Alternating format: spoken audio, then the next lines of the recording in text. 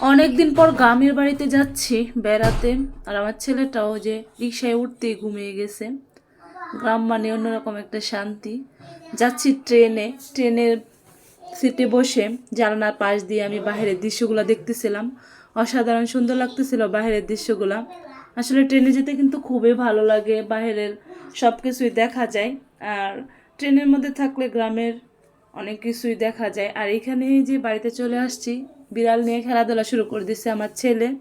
আর তারা 3 ভাই বোন একসাথে হয়েছে, আমার দেবরের ছেলে, একটা ছেলে একটা মেয়ে আর কি। ওদের সাথেই কিন্তু অনেক আনন্দ করে, একসাথে খেলাধুলা করে। বাড়িতে আসলে কিন্তু সবাই, তারা 3জন একসাথেই থাকে সারাক্ষণ। এই যে দেখেন 2 ভাই কি সুন্দর গাড়ি চালাচ্ছে। যখন আমার ছেলে বাড়িতে আসে ওরা 3জন অনেক খুশি, অনেক খেলাধুলা করে, অনেক আনন্দ করে। যখন চলে যায় আমার ছেলে, ওরাও কান্না করে, আমার ছেলেও বাসায় গিয়ে কান্না করে। সকাল সকাল চলে আসলাম আমার বোনের বাড়িতে বেড়াতে।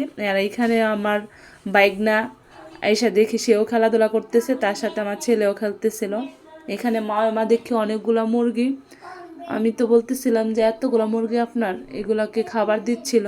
আসলে গ্রামে আসলে এগুলা দেখা যায়, গ্রামের সব কিছু। আর কি জানি একটা পিঠা বানাইছে আমাকে দিচ্ছিল, আমি এই পিঠাটা ভর্তা দিয়ে খেলাম। পরদিন সকালবেলা আমার আপুকে নিয়ে ভোরবেলা উঠেই কিন্তু নদীর পাড়ে চলে আসছি। আমার আপুর বাড়ি থেকে কিন্তু নদীর পাড়টা খুবই কাছে। আর দেখেন অসম্ভব একটা সুন্দর জায়গা। সকাল সকাল এমন একটা জায়গাতে আসছে, অনেক ভালো লাগতেছে। সবাই মিলে কিন্তু লুডো খেলায় বসলাম।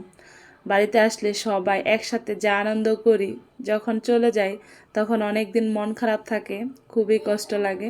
এখানে সবাই অনেক দুষ্টামি করতেছিলাম, কান্নামি করতেছিলাম। আসলে লুডো খেলাতে বসলে এমনই হয়। আর এই যে ছোট্ট বিড়াল ছানাটা কি সুন্দর কিউট, আমার দিকে কি সুন্দর করে তাকিয়ে থাকে। আর বাড়িতে চলে আসছি শ্বশুর বাড়িতে আর কি আবারও। আর আমার বোনের বাড়ি কিন্তু পাশাপাশি, তাই যেতেও বেশি সময় লাগে না, আসতেও বেশি সময় লাগে না।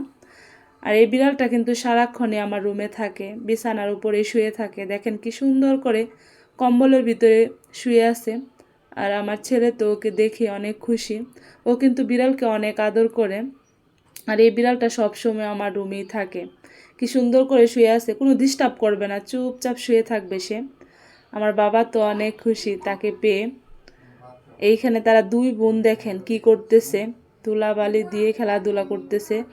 আসলে এরকম জীবন আমাদেরও গেছে শৈশবকালে, অনেক মিস করি ওই দিনগুলোকে। রুমে আসলাম গুছাতে, রুম গুছাতে এসে দেখি তো বিশাল বড় একটা কলার ছড়ি পেকে আছে, গাছের কলা আমাদের। আর কলাটা কিন্তু অনেক মজা, ফরমালিন মুক্ত কলা, খেতে কিন্তু অনেক ভালোই লাগে। আর গাছের কলা বলে কথা আর কি, অনেক মজা ছিল কলাটা। আমি কিন্তু অনেকগুলো খেয়ে ফেলছি অলরেডি। এইখানে এই যে দুষ্ট বাবারা আমাকে ধরছে, তাদেরকে কি জানি কিনে দিতে হবে। দেখেন কি দৌড়াদৌড়ি শুরু করে দিচ্ছে। এসে দেখি যে বেলুন, মানে ফুটকাওয়ালা আর কি, ওই যে চুল দিয়ে টাকা দিয়ে যে বিক্রি করে খেলনা, ওইগুলাই কিনবে তারা।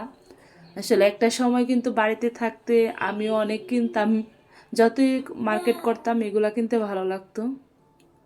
দুপুরে রান্না বান্না করার জন্য চলে আসলাম। আর এখানে কিন্তু আজকে গরু মাংস রান্না করতেছি মাটির চুলায়। মাটির চুলা রান্নার কথা কি বলবো, অনেক মজা হয়, অনেক টেস্ট। বাড়িতে আসলে কিন্তু আমি মাটির চুলায় রান্না করি, আমার কিন্তু অনেক ভালো লাগে মাটির চুলায় রান্না করতে। আর এখানে অনেক কিছু রান্না করতেছিলাম, মুরগির মাংস, গরুর মাংস, আর হচ্ছে যে খিচুড়ি। সবাই একসাথে বসে আজকে খাবো, তাই এর জন্য। আর বাড়িতে আসলে কিন্তু যে কোনো ওকেশান হোক বা যে কোনো মেহমান, সবসময় কিন্তু আমারই রান্না বান্না করতে হয়, সব রান্নার দায়িত্ব চলে আসে আমার কাছে।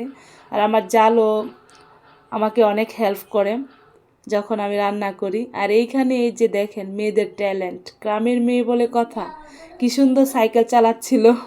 ওটা আমার আরেকটা জালের মেয়ে আর কি, সে কিন্তু অনেক সুন্দর সাইকেল চালাতে পারে। আমি বালতি নিয়ে দৌড়াদৌড়ি শুরু করে দিলাম। আপনাদের ভাইয়া যাচ্ছিল মাছ ধরতে, আমাদের 2টা পুকুর, 2টা পুকুরে কিন্তু অনেক মাছ। বলতেছিল তুমি বালতি নিয়ে আসো আমি যাই। দেখি আজকে কি আছে কপালে, বড় মাছ পাই কিনা, তাহলে কিন্তু বাসায় নিয়ে যাব। অনেকগুলো মাছ ধরবে আজকে, আর তাই বড় বালতি নিয়ে চলে আসলাম। এসে দেখি যে ভাগ্যটা ভালোই, অনেক বড় একটা মাছ পাইছে। অনেক ভালো লাগছে যে অনেক বড় মাছ পাইছে। আর আজকে ভাবতেছি যে বালতি পুরো ভরে ফেলবো মাছ দিয়ে। আর পুকুরগুলো হচ্ছে একটু দূরে, আমাদের বাড়ির থেকে, তাই সব চুরিই নিয়ে যায় মাছগুলো। আর বিকালবেলা শাড়ি পরে চলে আসলাম ছবি তুলতে। বাড়িতে আসলে কিন্তু আমি অনেক আনন্দ করি, অনেক আড্ডা দিই সবার সাথে। আর আমার একটা বান্ধবী আছে বাড়িতে, ওকে নিয়ে চলে আসলাম কিছু ছবি তুলতে, ভিডিও করতে। বাট মনটাই খারাপ হয়ে গেলো, চুপচাপ বসে আছি। আমার ছেলে এত ডিস্টার্ব করতেছিল, ও তো ওর বাবাকে দিচ্ছেই না আমার সাথে ভিডিও করতে, ছবি তুলতে।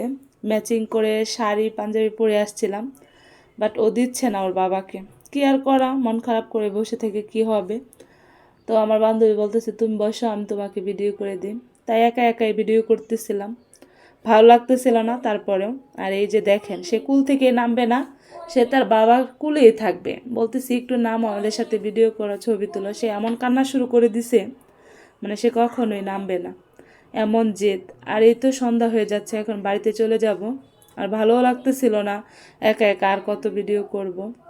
যখন একটা আশা করে কোনো কিছু করতে যাই, তখন যদি ওই আশাটা না হয়, তখন কিন্তু অনেক খারাপ লাগে।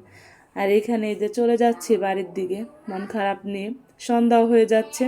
আর এই যে আশেপাশে হচ্ছে এই ক্ষেতের মধ্যে ভুট্টা লাগানো হয়েছে, এগুলো কিন্তু অনেক বড় হবে। আমাদের গ্রামে কিন্তু অনেক বাজে ফসল করে, সব ধরনের সবজি, অনেক কিছুই আর কি চাষ করে।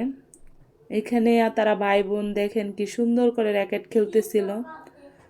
আমার ছেলে তো মানে মাশাল্লাহ বাড়িতে আসলে অনেক খুশি থাকে। ও বাসায় যখন থাকে তখন সারাক্ষণ ফোন চাপে, গেমস খেলে, নয়তো তার বাবার কুলে থাকে, তার বাবাকে মানে এত জ্বালায়। আর আমি কিছু রান্না করতেছিলাম গ্যাসের চুলাই, ঘরের ভিতরে। বাড়িতে মাটির চুলাও আছে, গ্যাসের চুলাও আছে। যাই হোক, সব শেষে বেড়ানো শেষ, চলে যাচ্ছি বাসায়। আর ট্রেনে যাচ্ছিলাম, মন খারাপ, সবাইকে ছেড়ে চলে যাচ্ছি। অনেক দিন ছিলাম, কিছুই করার নেই, যেতে হবে যার যার গন্তব্যে। আর জায়গাটা কিন্তু অনেক সুন্দর ছিল বাহিরের। চলে আসলাম ময়মনসিংহ। এইখানে এসে এখন অটো দিয়ে বাসায় চলে যাব। অনেক ক্লান্ত সবাই। যাই হোক, সবাই ভালো থাকেন, সুস্থ থাকেন। আর কে কোথা থেকে দেখতেছেন আমার ভিডিওটা, সবাই লাইক কমেন্ট শেয়ার করে দেবেন। আর আমার ইউটিউব চ্যানেলটা সবাই সাবস্ক্রাইব করে দেবেন। ওকে, আল্লাহ হাফেজ।